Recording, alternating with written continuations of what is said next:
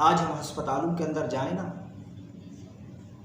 تو وہاں جا کے پتہ چلتا ہے کہ صحت اللہ کی کتنی بڑی نعمت ہے۔ کسی کا بازو نہیں ہے، کسی کی بصارت نہیں ہے، کسی کی زبان نہیں ہے، اور موجودہ زمانے میں تو اللہ تعالیٰ حفاظت فرمائے، بعض ایسے مریض دیکھنے میں آتے ہیں زخم کینسر ہوا ہے، ہونٹ چلے گئے، وہ شکل، وہ صورت، وہ سب کچھ ختم ہو گیا ہے۔ کسی کے گردے فیل ہو جاتے ہیں،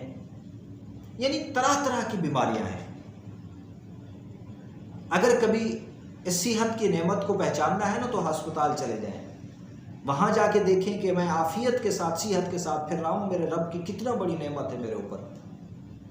وہاں جا کے وینٹیلیٹر پہ سوئے ہوئے بندوں کو دیکھیں جو سانس بھی خریدا ہوا لے رہے ہیں، اور ہم روزانہ کتنی دفعہ سانس لیتے ہیں اور نکالتے ہیں، آکسیجن ہم لے رہے ہیں مفت میں۔ اگر آپ چاہتے ہیں کہ آپ کی یہ صحت ہمیشہ بنی رہے، جتنے بھی اللہ پاک نے آپ کو نعمتیں دی ہیں یہ ویسی کی ویسی برقرار رہیں، کسی نعمت کے اندر کمی نہ آئے، اور کوئی نعمت آپ سے ختم نہ ہو، آپ کی آنکھیں ویسی رہیں، آپ کے کانوں کی بصارت ویسی رہے، آپ کے ناک سے سونگھنے کی قوت ویسی رہے، زبان سے بولنے کی طاقت ویسی رہے، ہاتھ سے پکڑنے کی طاقت ویسی رہے، پاؤں سے چلنے کی طاقت ویسی رہے، یعنی پورے اعضاء آپ کے صحیح، تندرست اور صحیح سالم رہیں، تو صرف ایک وظیفہ اور مختصر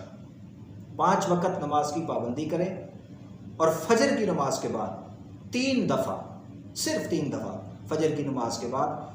سبحان اللہ العظیم و بحمدہ کہہ دیا کریں، اس نیت سے کہ یا اللہ تو نے جتنے بھی مجھے اعضاء عطا فرمائے ہیں میں تیرا شکر ادا کرتا ہوں۔ یہ اگر ہم اپنی زندگی کا معمول بنا لیں تو یہ ہسپتالوں کے چکر، یہ ڈاکٹروں کے پاس جانا، یہ حکیموں کے پاس جانا، یہ سب ختم ہو جائے گا۔ اب ہماری صحت جو ہے نا وہ اللہ تعالیٰ بنائے رکھے گا، نہ دولت برباد ہوگی، نہ وقت برباد ہوگا، اور نہ ہم تکلیف کو برداشت کریں گے۔ صرف مختصر سا وظیفہ ہے سبحان اللہ و بحمدہ سبحان اللہ العظیم، یا سبحان اللہ العظیم و بحمدہ،